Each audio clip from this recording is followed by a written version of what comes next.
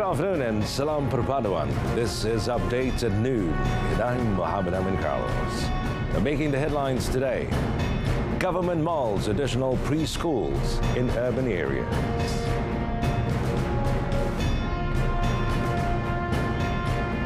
Well, a second fire broke out at Wisma Jacob, inshallah.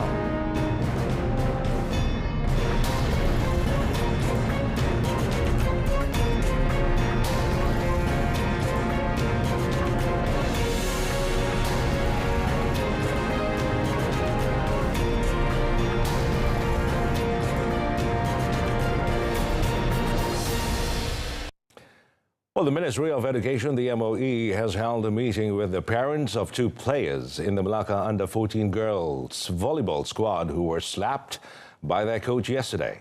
Its Minister Fadlina Siddiq said the meeting was aimed at getting feedback from the parents of the students involved in the incident.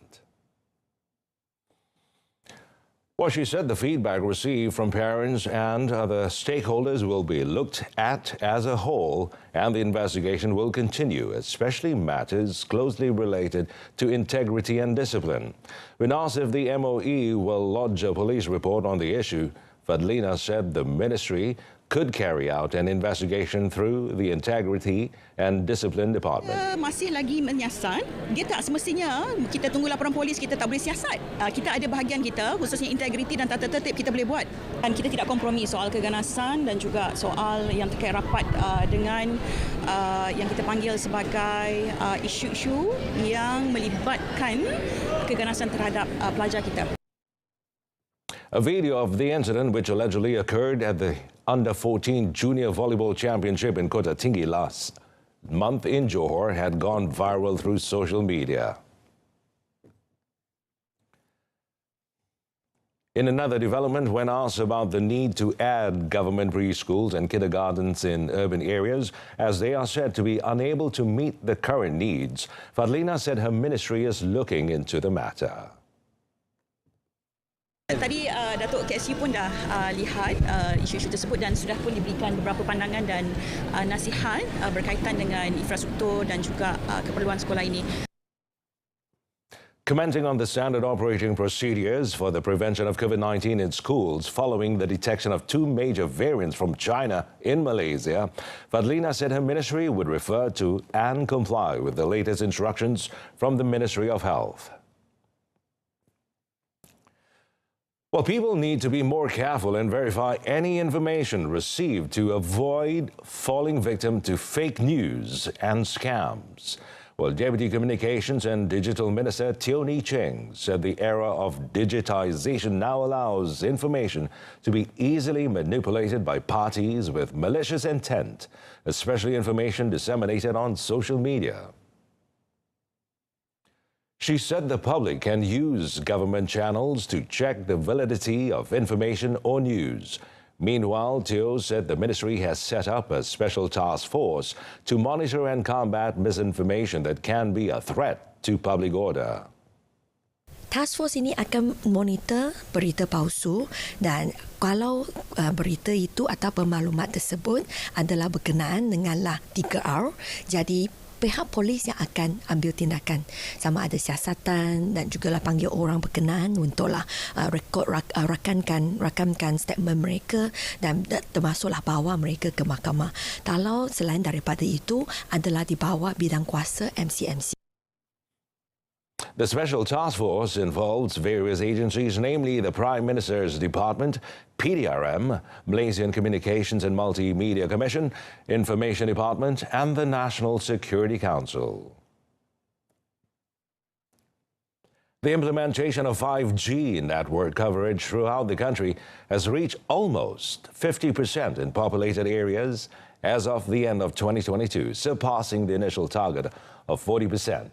Now, Digital Nasional Berhad DNB Chief Operating Officer Nasution Muhammad said the network has now reached 15 million Malaysians involving 3,900 sites.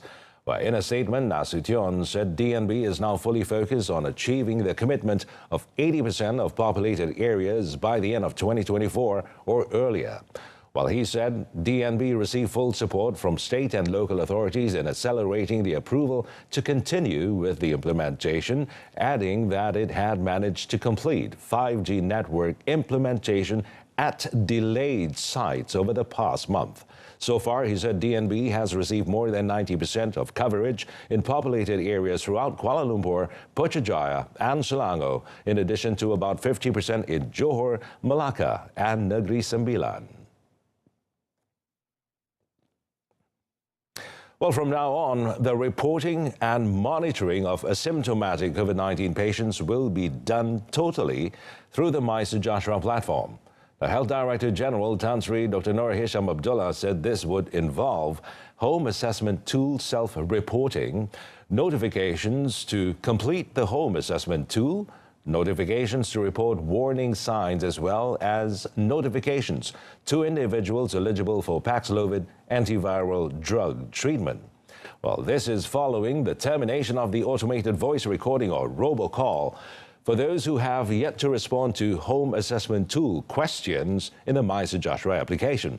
The Health Ministry also reminded everyone, especially those who have been confirmed positive, to activate the MySejahtera application notification function on their smartphones to ensure that the self-monitoring mechanism is functioning well. Tan Sri Dr. Nur Hisham said virtual monitoring of COVID-19 patients will be continued by the task force at the COVID-19 assessment centres and the health clinics, fever centre, while the state-level crisis preparedness and emergency response centre will continue to monitor the COVID-19 situation in their respective states. He said the home surveillance and observation order and the release order would be given as usual through the MySejahtera application. Well, a second fire broke out at Wisma Jekyll in Section 7, Shah Alams early today, this time affecting the curtain store room at the premises. Well, the Selangor Fire and Rescue Department Operations Officer Mustaqim Rimon said the department received a distress call at 12:40 a.m., following which 43 firemen were mobilized to the scene and they managed to control the fire from spreading at about 1:45 a.m. Kebakaran melibatkan sebuah stor penyimpanan kain, gulungan kain yang agak banyak. Kebakaran telah dikawal 30 minit setelah kita tiba. Buat masa ini kebakaran telah pun padam sepenuhnya dan kita masih lagi buat kerja-kerja overhaul, iaitu memastikan tiada lagi bahaya-bahaya kebakaran lain yang wujud. Well, he said there were no casualties. Now, the first fire broke out at the 5-story Wisma Jekyll building 2 days ago. It was believed to have started at about 7 a.m. The Selangor JBPM has mobilized its canine tracker dog unit to the site to conduct forensic work and determine the cause of the incident. Well, the families involved in the fire that razed 3 houses in Kampung Simpang 3, Gombak, and claimed the lives of 2 young siblings yesterday morning each received an initial aid of 1,000 ringgit. Selangor Menteri Besar Dato' Sri Amiruddin Syari said the assistance was channeled by the Gombak Parliamentary Service Centre and the Gombak Land and District Office. An additional 500 ringgit was also given to the family who lost their children in the incident. Now, met after visiting the victims last night, Dato' Sri Amiruddin said the donation was an initial aid to the affected families, and the state government will take other measures after receiving a report from the fire department. At 3:54 a.m. yesterday, the Malaysian Fire and Rescue Department received an emergency call about a fire at a terrace house in Kampung Simpang 3, Gombak, where they found the charred remains of the 2 siblings in one of the rooms. Meanwhile, the Ministry of Women, Family and Community Development, Dato' Sri Nancy Shukri, in a statement last night said the ministry had provided initial assistance in the form of essential items to all victims. The ministry is also in the process of identifying other appropriate assistance to be distributed. Well, a total of 10,490 reports has piled up with the Kelantan Police from victims of flood-related damage in the recent deluge of the monsoon season. Kelantan Police Chief Dato' Muhammad Zaki Harun said most reports came from victims in Pasir Putih district, totaling 2,879, followed by Bachok with 2,132 and Pasir Mas 1,812. Well, he said the reports were mostly damage to valuables, with 5,114 reports, followed by houses, 4,215, vehicles with 619 and livestock 542. Laporan-laporan ini amat berguna untuk mereka. Mungkin ada pampasan ataupun ganjaran yang akan diberikan dan based on apa laporan yang dibuat, dan mungkin ada lagi yang masih tidak buat laporan, dan saya menyeru mana-mana yang rasa ada apa yang boleh beri ganjaran dan buat laporan supaya ini menjadi rekod yang senang untuk pihak-pihak yang berkenaan untuk menyalurkan bantuan dan sebagainya.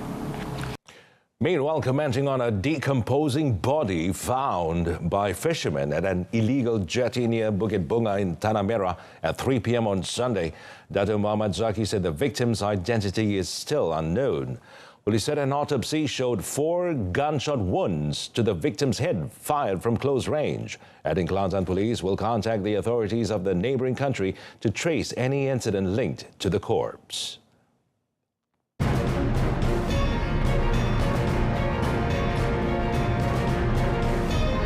Coming up in our foreign segment, death toll from Philippine floods rises to at least 51.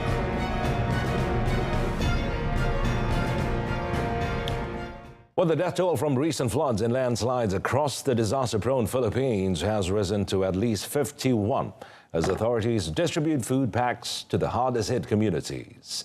Well, according to the National Disaster Agency, the number of fatalities could rise further as rescuers search for 19 people still missing more than a week after heavy rain pounded central and southern regions over the Christmas weekend. Well, most of the fatalities have been in the province of Misamis Occidental on the southern island of Mindanao, where 19 people died from drowning or rain-induced landslides. Bad weather struck as the Catholic majority nation of 110 million people prepared for a long Christmas holiday. Now, more than 270,000 people had to seek emergency shelter as downpours inundated rural villages, left more than 4,500 houses damaged or destroyed, and wiped out over 7,000 hectares of crops. Well, instead of celebrating with loved ones, thousands of families found themselves cleaning up their dwellings and shops after the flood waters subsided. The Philippines is ranked among the most vulnerable nations to the impacts of climate change, and scientists have warned that storms are becoming more powerful as the world gets warmer. An attack by gunmen on a Mexican prison left at least 19 people dead and allowed 25 inmates to escape, including a gang leader. Now, 10 guards, 7 prisoners, and 2 attackers died in the assault on Sunday in Ciudad Juarez, near the border with the United States. Now, previously, the toll had stood at 14 dead following the dawn incursion attributed to drug traffickers. The Security Ministry said the escapees included Ernesto Alfredo Pinon, the leader of a gang allied with the Juarez drug cartel. Now, Pinon was sentenced to more than 200 years in prison in 2010 for kidnapping and murder. The attackers, traveling in armored vehicles, launched the assault when relatives of the inmates were lined up for New Year's visits. Ciudad Juarez, which sits across the border from El Paso, Texas, has seen years of violent clashes between security forces and rival drug cartels. Now, the prison itself has seen multiple breakouts of fighting and riots, notably in March 2009, when 20 people died. Mexican detention centers suffer from chronic overcrowding and violence, which has worsened in recent years due to conflict between criminal groups. Well, violence spilled onto the streets of Bolivia's Santa Cruz yesterday, with police going up against protesters angry at the arrest of the regional governor, a right-wing opposition leader. Now, as night fell, protesters in parts of the provincial capital torched cars and tires. Now, police were on duty to disperse the crowds. The protests are the latest face-off between Santa Cruz, led by Governor Luis Fernando Camacho, and leftist President Luis Arce's government. Camacho was detained late last year on a charge of terrorism for his alleged involvement in 2019 political unrest that saw former President Evo Morales flee the country. He was sentenced to 4 months of pre-trial detention and was transferred to a maximum security prison. Camacho has maintained his innocence and called his arrest and transport to La Paz, the country's capital, a kidnapping. Prosecutors, however, denied the arrest was a kidnapping or politically motivated. Well, the European Parliament has announced its chief, Roberta Metsola, had launched an urgent procedure to lift the immunity of 2 of its members amid a corruption scandal linked to Qatar. Now, the Parliament did not give the lawmakers' names, but said it was in response to an investigation by Belgian law enforcement into the grave allegations. The development follows a string of Belgian police raids in December on the addresses of members of the European Parliament, or MEP, former members and lobbyists that turn up 1.5 million euros in cash. There are suspicions that the money was tied to alleged graft in the European Parliament benefiting Qatar. However, Qatar denies having a role in any wrongdoing. The scandal has shaken the European Parliament, with one of Metsola's vice presidents, Eva Kaili, among 4 suspects arrested in the raids in Belgium. Through her lawyer, Kaili has denied knowing of the existence of 150,000 euros found in her home and asserted she is innocent. The Parliament said the next step in lifting the immunity would see Metsola detailing the request at the legislature's next plenary session on 16 January. And from there, it would go to the Parliament's Legal Affairs Committee for a closed-door vote, with a decision then to be put to the full Parliament to approve or reject it. Well, Spain in 2022 experienced the hottest year since records began, with several northern cities were also unseasonably warm on New Year's Day 2023. Now, nations across the globe grappled with extreme weather, including scorching temperatures and drought across Europe, which last year fueled wildfires, damaged crops, and led to water use restrictions.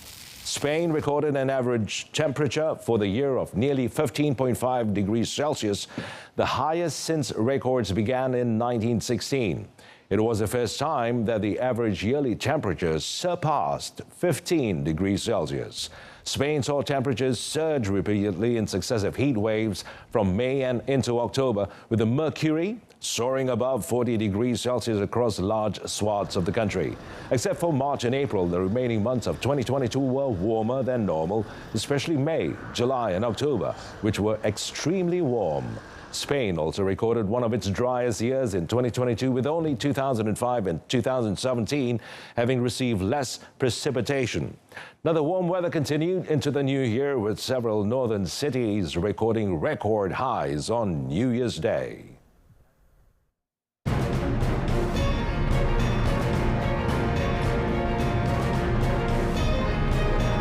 Next in sports, Thailand and Indonesia reach AFF Cup semis. Perlawanan bola sepak Piala AFF Mitsubishi Electric 2022 memburu tahta terulung di rantau Asia Tenggara. Perlawanan kumpulan B, Selasa 3 Januari, Malaysia bertemu Singapura 8.45 minit malam di TV2 dan saluran sukan RTM. Dan Vietnam bertemu Myanmar 8.45 minit malam di saluran OK. Saksikan juga secara perstreaman langsung di RTM Klik.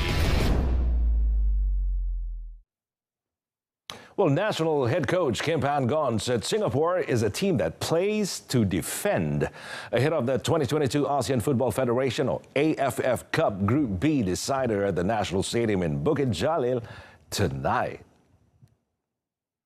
Well, Pan-gon's statement was based on his observation of Singapore's tactical approach, which has not changed much since the last time the two teams met in an international friendly last March, which ended in a 2-1 win for the Lions at home.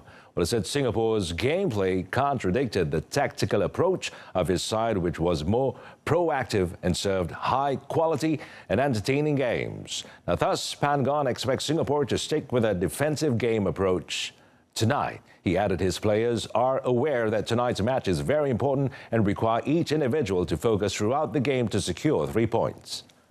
Harimau Malaya players are very mature, very professional. I just have been with them. Most of them, I just stay with them almost 4 weeks. But I saw that very mature, professional. So I believe tomorrow, I think they will be fully respect opponent's team and right approach to fight. Then I think, sure, this approach, I think we can deliver good performance and also hopefully we can deliver good result to the fans tomorrow. Yeah. Well, after Singapore's goalless draw against Vietnam last Friday, Malaysia has no choice but to record a win to qualify for the semi-finals to avoid an early exit for the second consecutive edition. Well, Thailand and Indonesia march into the semi-finals after beating their opponents in the last Group A match of the 2022 ASEAN Football Federation AFF Cup last night. Defending champion Thailand emerged as Group A champions based on most number of goals scored after beating Cambodia 3-1. Meanwhile, in a match at Rizal Memorial Stadium in Manila, Indonesia edged out a 2-1 win over the Philippines and confirmed their berth in the semi-finals as Group A runners-up. Indonesia's both goals came in the first half of the match, the first in the 21st minute by striker Dendi Sulastyawan and the second by midfielder Marcelino Ferdinand 2 minutes before the break. Hosts Philippines managed to score a consolation goal in the 83rd minute with substitute Sebastian Rasmussen heading in a beautiful cross by Stefan Schrock. Now, the first leg of the semi-finals will take place this weekend with Thailand meeting the Group B runners-up, while the Group B champions will take on Indonesia. Now, the race is still wide open for Group B with Vietnam at the top with 7 points, followed by Singapore also with 7 points, and Malaysia with 6 points. Well, Brentford pulled off their latest Premier League shock by beating Liverpool 3-1 at home early today, bringing Jurgen Klopp's side 4-game winning streak to an end and rattling their top 4 ambitions. Now, Brentford took the lead with the help of some good fortune, Ibrahima Konate connecting with a corner with his knee and sending the ball trickling into his own net. Yohan Wissa thought he had double Brentford's advantage when he bundled the ball into the net, but the effort was ruled out as the forward had left the pitch. Now, there was yet more frustration for Brentford when they had a second goal disallowed after Ben Mee deflected a Wissa shot into the net. But just 13 seconds later, Wissa made it third time lucky by hitting the ball past Alisson and over the line.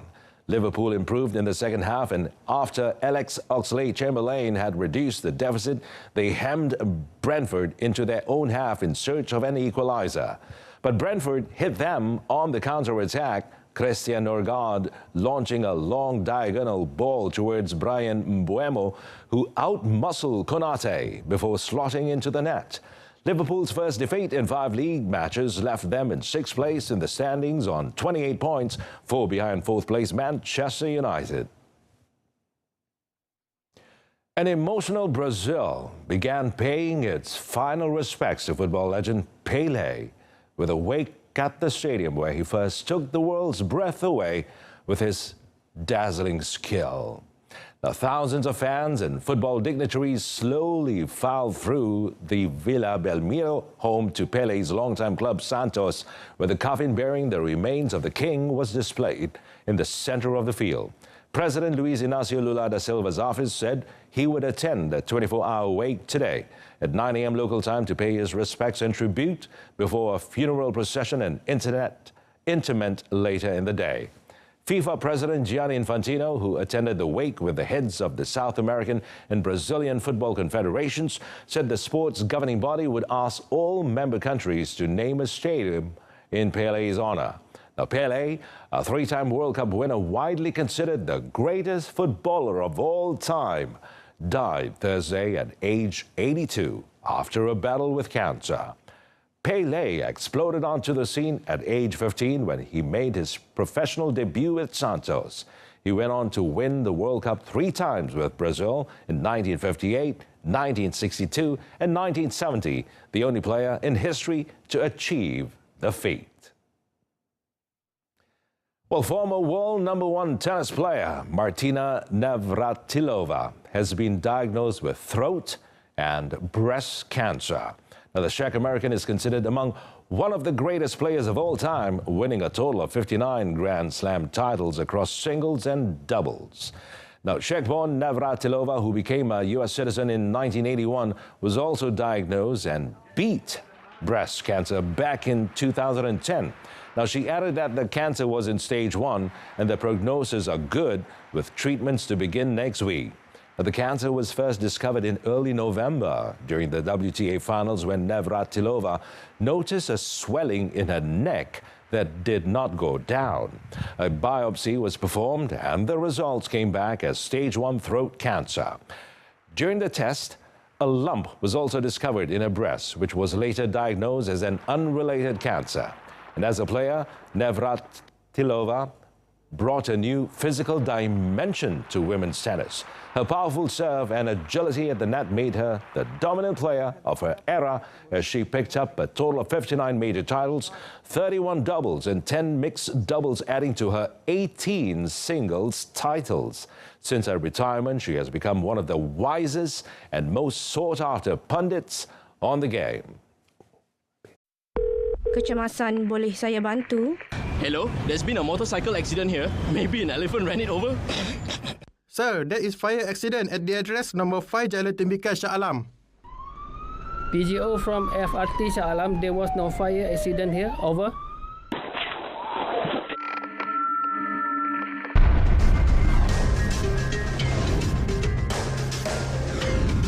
MERS 999. Use it wisely. And with that, we end today's updates at noon. In our top story, government mulls additional preschools in urban areas. Tune into news at 10, coming up at 10 p.m. on My Freeview's saluran Berita RTM channel 123. Or you could also stream the channel via YouTube or RTM's Click web portal and mobile app. Thanks for watching. I'm Mohammed Amin Carlos. Have a pleasant day.